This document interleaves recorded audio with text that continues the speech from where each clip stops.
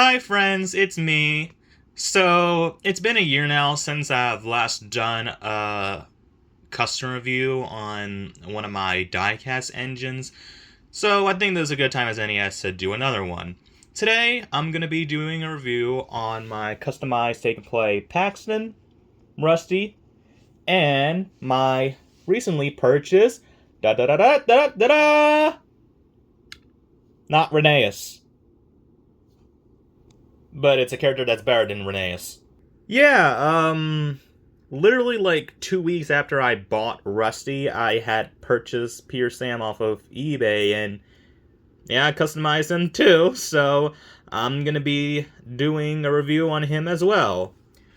Alright, so, yeah, let's just get this started already. First, I'm gonna show off Paxton since I bought him prior to Rusty and Peter Sam. Now, I bought this Take and Play Paxton at some point during May, and by then I did start customizing him, and you can see some of that customization in the Diesels Go to Hershey Park video that I technically made at the very end of May, but I posted it at the beginning of June. But I didn't finish Paxton fully until around sometime last month, I think. Actually, no, I completely finished him this month, actually. Um, so I painted that, I don't know what this thing around the Class 08's faces is called, but I painted that black and painted a silver dot there to represent his headlamp. Painted his ladder black, he has a lot of black detailing, handrails, painted those spokes things, whatever they're called, on his wheels orange. The paint at the side of his wheels silver, and the back I added a paper tail lamp and I painted his buffer beam black. That's a detail that I don't see a lot of people add on like Paxton Sydney. Like, they don't have orange buffer beams on their rear, they have black ones. By the way, I know I know his lining extends towards his back, but I decided not to add it just because I thought it would be a bit tough for me, not just because, like, not able to separate his shell from his chassis, so it would be a bit tough trying to, like, you know, paint it on there without touching his foot plate, but also just because I didn't feel like it would be that important, so I decided not to. But yeah, didn't add that much with Paxton, but yeah, that's it for him. Now here's Rusty. So I already mentioned in my update video at the end of July that I had purchased him last month. Speaking of that, sooner or later I'm going to be doing another update video, possibly sometime at the end of this week. You'll know once I post it. And I customized him last week, actually. So, yeah, painted white dots on his pupils. I did the same thing with Paxton and Peter Sam, but, like, those aren't really important. Painted his radiator cap, I believe that's what it is, gold. Gave him a front paper window. Painted the lining on his back window yellow. Painted his tail lamp. I repainted his buffers. And I painted his running board, and technically I think that's supposed to be part of his chassis, but I painted that black, and I painted his running board sort of orange. I had to mix like a orange and a burnt I don't know how you pronounce it, but like it's sort of like a mixture of brown and orange, but it appears mostly brown. But like I mixed that together along with regular orange because the Take and Play Rusty looks more like a orange brown than he does orange in the official series. I mean, he looks more like bright orange in the model series, but in the CGI series, at least with his final render, he does appear a bit more like a rusty sort of orange, I guess. I don't know, it's hard for me to explain, but like if you had to take and play Rusty and maybe to take along Rusty, you'll know what I mean just by like the difference in their shade of colors. So yeah. I also painted whatever those things on the side black as well.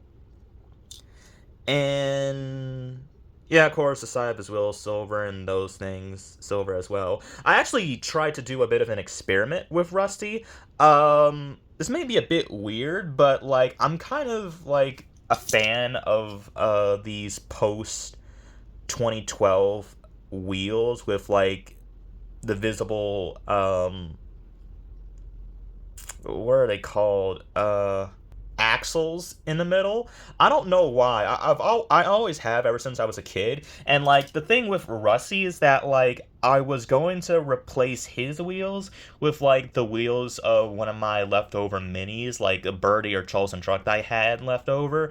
But the problem with his take and play model is that like while I was able to separate his body from his footplate, I wasn't able to do the same with his chassis for some reason. It seems to be like bolted down to his footplate for some reason. I don't know. And there wasn't like the thing is that there wasn't it wasn't like bolted down with screws or even like these bolts things on the post 2012 engines. I don't know, I just couldn't separate it. So yeah, I just left it be and I couldn't do that experiment, but like even if I was able to, I probably wouldn't have been able to separate the wheels from the chassis because when I got to Pure Sam, I realized that with these 2009 to 2012 taking place, um, their their wheels and axles seem to be like they're kind of like hidden beneath they're kind of like built in beneath the chassis, if that makes any sense. Um, you would probably understand what I mean if you unscrewed one of these guys. But yeah, that's it for Rusty. Now, on to Peter Sam. So I bought Peter Sam fairly recently off of eBay, and I actually got him new in box for a good price. There was a seller on eBay who had like a ton of new in box take and play Peter Sams as well as some others, and like selling them for a good price. So finally got my hands on one of them. And yeah, I got him last week. And well, let's just say Pure Sam was a mother to customize, maybe even more so than Henry when I bought him last year.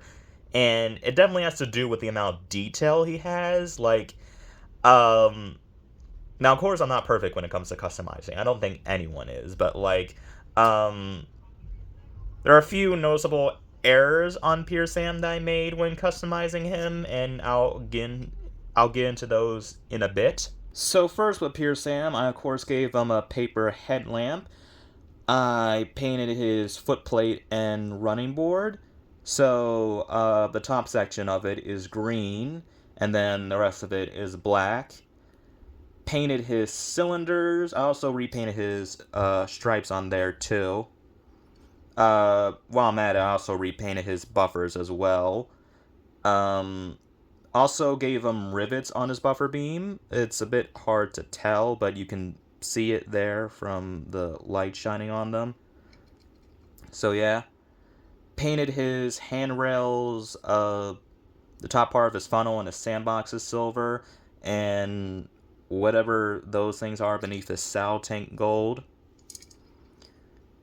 Painted his filler cap and dome black, as well as his whistles, and gave him paper windows at his front as well.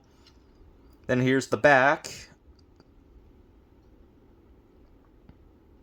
Um, yeah, now onto those mistakes. Now, part of me feels like I made a mistake by basing Pure Sam off of his Big Real Big Adventures render. If you don't know what I'm referring to the fact that in Series 22, Pure Sam's model got a brief update. So, like, all these silver details that you see around his bodywork, those were added in Series 22. And I decided to mimic that render because, like, I don't know, when it comes to like me customizing certain characters, like especially if they're in the CGI series, I like to try and make them look as accurate to their like most recent render in the CGI series. So that's what I did with Pure Sam here, and that's another reason why I made his dome and filler cap black, which was added in Series 17.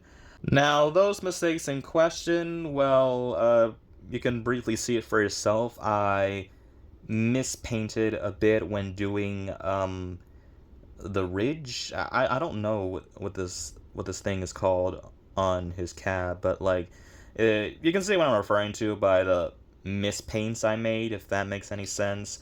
Then if you look on his handrail on this side, I got a bit on his lining there, and I tried to scrape it off, but I didn't want to risk scratching off the lining and eventually the actual paint beneath the engine. And I think I already did that briefly when scraping off the black paint there on the front of his cab. So yeah, I could have repainted it, but I decided not to. Then a bit happened with the gold paint there. It's not easy scraping off metallic paint. Usually when it comes to me scraping off paint, I'll use a toothpick. And like, it works sometimes. Like, it works well with plastic. When it comes to me scraping off paint off of plastic.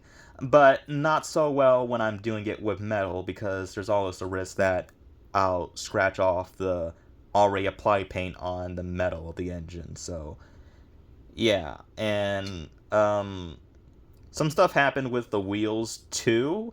Yeah, note to self and to all of you guys watching, don't use too much paint on certain areas, because sometimes they may end up looking sloppy. And yeah, I've kind of learned that the hard way a lot. Yeah, and like because of that, because of like all that I had to do on Pure Sam, I decided not to go fully accurate with his model. So like I didn't add the red lining there on this part of his cab, as well as the rivets around his saddle tank and cab as well. I didn't add those either. Just because I didn't want to make this like harder than it already was for me. But I think the outcome turned alright in the end. And, you know, you can always look past those mistakes I made. So, yeah, hopefully I'll do better if I have to go hard on another diecast engine. But who knows when that'll be. And that was my custom review on my Take Plate Pure Sam Paxton Rusty. So, hope you guys enjoyed it, or don't, I really don't care at this point. And my next video will probably be an update video, so like, I'll talk to you about stuff that will be occurring next month, and like, why I haven't gotten the new SC short out, and unfortunately I probably won't be able to get it out, during the summer, as it ends for me next Tuesday. But yeah, I'll explain why in that update video. So yeah, in the meantime, I'll see you guys till then, and take care.